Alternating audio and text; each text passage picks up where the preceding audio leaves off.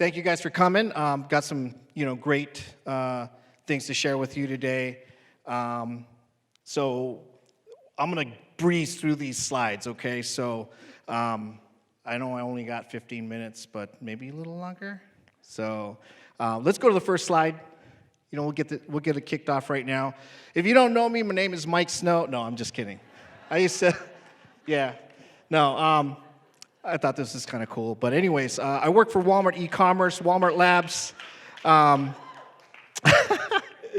This thing cracks me up all the time. I mean, I'm a Game of Thrones fan. Probably not after the last episode, but Walmart e-commerce, Walmart Labs. I'm part of the functional sourcing team for data science. Our data science teams throughout, our offices in the Bay Area and the East Coast. And I love data science. I'm like a geek about it, right? So, I've been doing it for 14 years, and I've been sourcing for 6. I started as a recruiter, but I just didn't want to deal with all the admin stuff, so I transferred into sourcing, the actual real recruiting, right? So, sorry. Hey. We can fight about it later. Next slide. So on the agenda, we're going to talk about my definition of sourcing intelligence, controlling the intake meeting, and then kind of strategizing, how I strategize my sourcing. So next slide, please. So sorry, there's some animation there. My definition of sourcing, the retrieval of human capital, we're leveraging specific data, and, we're helping TA orgs really, figure out those hard problems. Next, we uncover hidden talent by really geeky ways. I like to kind of, we're known in talent acquisition as the data scientists of talent acquisition, because we do really geeky stuff like getting into the back end of APIs, and Matt Fulcher he'll kind of touch on some of that stuff because he's from GitHub, but scraping conference websites, getting conference attendee lists and things like that, which I wish I could go over and show you guys, but next point. But really, what sourcing is really about solving really difficult talent acquisition pipelining problems, right? I would say that for us as sourcers, our job is really to find the talent that our normal recruiting team won't be able to find. And that's using specific methods that are really unconventional or probably unknown to a lot of recruiters. So I wish I could get into a lot of that stuff today, but unfortunately I can't. But anyways, next slide. So if you could just flash up the screen here, the whole thing. And I had this slide in my last presentation at SourceCon, but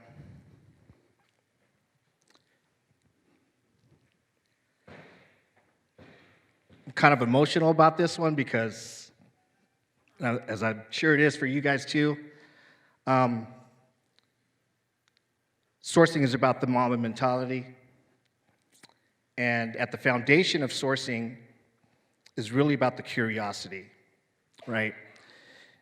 And Kobe summed it up really well as I was watching this interview on ESPN that he did, and basically said it's really about the curiosity and having the thirst to learn and get better.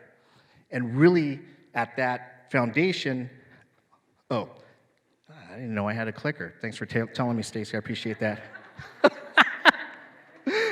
But it's really about the foundation, about asking why these questions. As sourcers, we're always asking why. Why did this tactic work? Why did this Boolean string work? Why did this Boolean string not work? And really asking why. And once we find out those questions, once we find out those answers to those questions, then we can evolve in our search progressions, right? So, RIP Mamba, Mamba forever, my man. So, we're going to talk about intelligence gathering really quick. Us as sourcers at Walmart e-commerce, we build relationships with the hiring managers, and the reason why we do it, sourcers do it, is because we want to have all the information to help us with our search and our search iterations. I think it's extremely, extremely important. There's probably some sourcing teams, or a lot of sourcing teams maybe, that don't have that interaction with the hiring manager, but I think it's imperative that if you do have a sourcing team, you need to get them in there with the hiring manager and let them build that relationship, because if you don't, you're going to be missing out on a lot of things that the recruiter may not tell you. But being able to have access to the hiring manager and asking them specific questions to a particular role that they're trying to fill, it's extremely important that we know those that information. So, when I go into an intake meeting, there are things that I bring to the intake meeting with me so that I'm prepared and I'm able to get the answers that I need to get to really understand what they're looking for. So these are just some of the things that that I ask or bring to the intake meeting, and I come really, really prepared too. And when I start asking questions, like throughout the whole entire intake meeting, they're like, "Oh, that's a good question. That's a good question." So, I would say that the most important question that I ask, or probably the most interesting question that I ask a hiring manager is, can you give me some implicit keywords that might imply that this person is indeed, and in my case it would be a data scientist, that would imply that this person is a data scientist. I don't want to see data scientists. I want to see other keywords that might imply, whether that's machine learning engineer, is it an applied scientist? Is it an algorithm engineer? These can be all potential titles that can lead me to someone being a data scientist. But asking the right questions is super, super imperative, right? And this is what asking the right questions do. It definitely creates clarity. Definitely is, it helps us build that relationship with the hiring manager and building that trust, right? Sorry. But these are just some of the questions, or some of the points that when asking the right questions, what it creates, and building that trust in the hiring manager. Okay. My top 4 asks. Tell me what a person will have accomplished in the first 90 to 180 days for them to become successful. Another, I don't know, there are a lot of smart recruiters though that ask this question, which I applaud you for that. But I think it's an important question to ask, because I want to know, this will give me a little bit more beef into when I talk to the candidate, like I can bring that to the table as kind of maybe a selling point, right? Second thing, I want to know some things that you're doing, that your team's doing right now, that they're not doing at the other company that this person is at, that's really going to get them motivated. Since I source mostly data scientists, I think the most important thing for data scientists is that they get challenged, and the harder the problem, the more motivated they are. probably even more so than money. I would say that solving really, really tough problems is more important than money, because that's what, that's what keeps them ticking.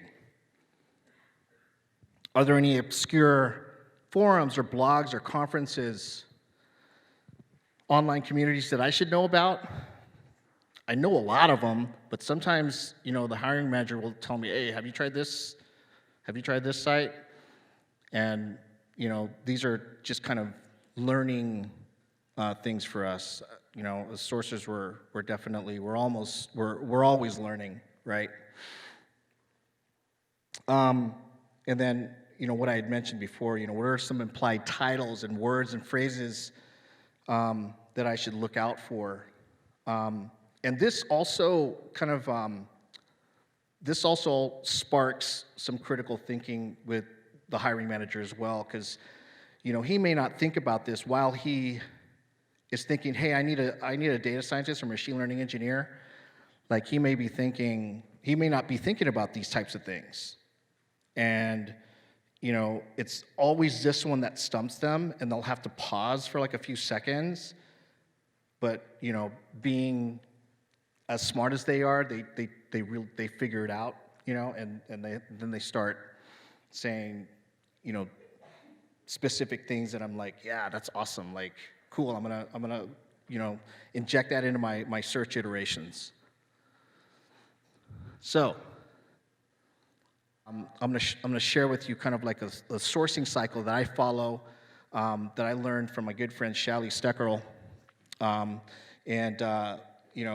this is the 12-step sourcing cycle that I follow, and I've been following this religiously for like the last 6 years, and it's always been successful. Now, there are times when I follow this to a T, and there are some times when, I may feel like, nah, that's not needed. Then I just go through the next thing. But this is basically the sourcing cycle that I follow, and it usually puts me and sets me up for generating some really good candidates. Any questions on that one? We'll take questions later. Or you can ask me throughout the day, I don't care. I'll share anything with you. Resumes. So with this cycle, what's the back-end technology where it keeps you through all of that? Because standard ATSs and all of that, or CRMs, can Sure. be very limiting. So is there something specific that you guys use? Because many times you find in sourcing where you're like, oh, this is a candidate, and then you find he has probably applied to you, or he was in a database somewhere, and just managing thousands of candidates or tracking careers can be pretty challenging there. And number two is, how do you guys widen geographies? Because the challenge in the US is you've got so many fragmented labor markets. So how do you touch on that? Good questions. So the first question is, it really differs from sourcer to sourcer, and just kind of like what their philosophy is in terms of, how their, what their workflow is going to look like. But most of the, there's only 4 tools that I actually really use, and I get this question a lot about how, like, what are the best tools out there and things like that. Number 1, the best tool that I possess right now, the best sourcing tool I possess right now, and you guys are gonna love this, okay, is my brain. Okay? I think that's the number 1 sourcing tool that you have in your arsenal, is your brain, and being able to think through things. But to kind of get back to the technologies and stuff that we use Avature, okay, as our CRM, and tracking candidates through the pipeline. And then, as far as the ATS, we use Connexa Brass Ring. And I'm never in there. And the only reason why I'm in there, or why I would be in there, is to look for candidates that the recruiters haven't, touched. That's it. And then, let's see. I use Seekout a lot, okay? Seekout is, for tech, hands down, the best AI sourcing tool out there. They have this awesome, awesome GitHub search function that just is mind-blowing. And if I get lazy and I don't want to search, if I don't want to source GitHub organically, which I enjoy doing as well, and I need to pipeline a bunch of candidates, I'll go to that function, and it works beautifully. It takes a lot of the guessing out of your sourcing from GitHub. And then the other tool that I use is ZapInfo, which is basically it's a data aggregator to scrape and enhance lists of potential candidates that I may scrape from a conference website or even like an Excel spreadsheet that I found online.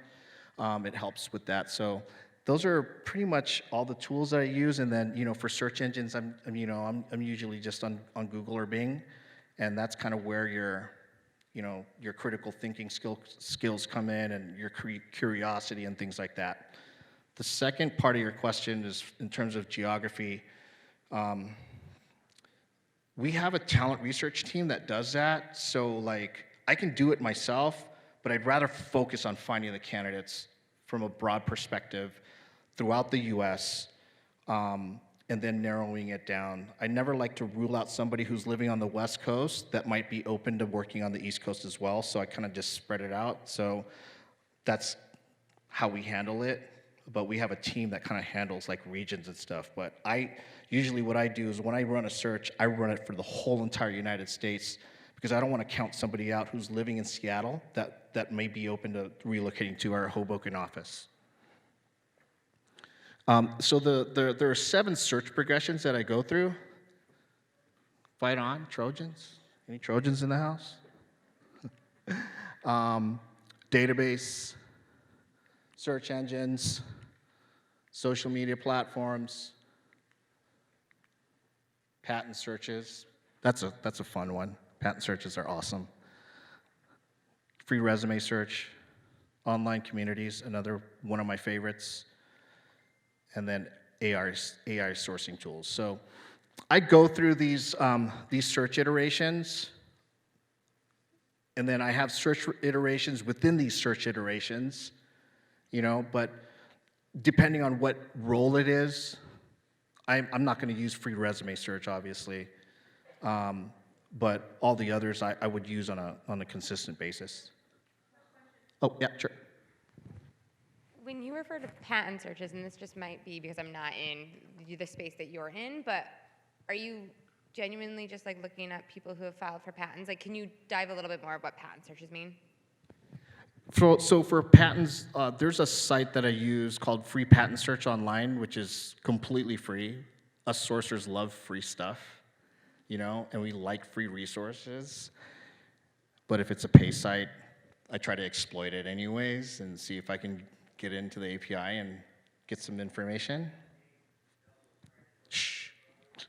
But to answer your question about patent searches, there's a site called Free Patent Search Online, and basically it has all the information in there. You could do their search syntax within Free Patent Search Online is different than Boolean, so you have to kind of follow what their syntax is for searches, but it gives you all the information as far as where they work, their full name. I think the only thing that you're not going to find on there is contact information, but that's up to you as a sourcer to be able to find that contact information and be a stalker. We're kind of stalkers, right? So anyways, whoops. My favorite sourcing hack for all you spelling police out there, keyword typo generator. If you haven't seen this, I'd be glad to explain this to you later. This is, I love people who misspell words because it just gives me a competitive advantage. Because I'll run searches and a lot of people will misspell certain things, right? And so just to kind of give you an idea of what that looks like, I ran just the one misspelled word, engineer, and I got 9,258 candidates. This is on LinkedIn.com, on LinkedIn Recruiter, I'm sorry, if you have it, it's fine. It also works on the regular one too. But 9,258 results, but here's the deal. You're only limited to the first 1,000. How do you get to those 8,258 left? That's up to you. That's where your thinking comes in, right? You have to think critically through those things and ask questions like why, and be curious about it. Now, I ran that whole list of misspellings, and I got 159,000 results. Okay? Now, you telling me that LinkedIn is overfished? Don't come at me like that. Not today. Not today. I challenge you every which way. It's just a matter of figuring out how do I get to 158,000, the other 158,000, and there's so many iterations. So anyways, and if I do have problems sourcing and I get sourcer's block, I just call one of my friends here, and I can just pick up the phone and ask them. So, SourceCon community, shout out. AI sourcing tools, these are just some of the ones that I use. Seekout is my favorite. Also use Avature, but I've used all of these as well, but I think Seekout is hands down the best. Hit me up. I'm all over the place. I may deactivate my Facebook. That's why I didn't put my Facebook up there, but there you go. Sorry. Anyways, I'm open for questions all day. I'll be here all day. Oh.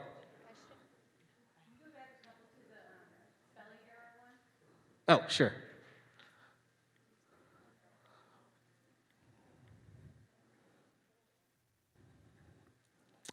And I'm going to give you, let's see, there it is. Okay, there's the URL right there in blue, tools.seobook.com, spelling/keyword typos. Such a. What's that? Hi, Mike. I'm Hi. Shannon. Hi. What is the most unconventional way you found a candidate for a hire? Instagram. All I did was put in software engineer, hashtag software engineer, and Java, hashtag Java, and I just went through, and I actually found this person who was actually looking for a job as a Java engineer, and it said it like right on one of his Instagram posts. I was like, ooh. Not to mention, I got super, super lucky on this one because he happened to live in the region that I was recruiting for. And so I got him an interview a week later, and then he got hired. Instagram. But Instagram, I wouldn't say Instagram is a sustainable sourcing strategy.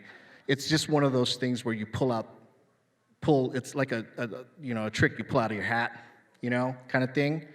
But there's a lot of those in sourcing, But I would say that, if there's anything that you take away from this, it's really about being curious, right?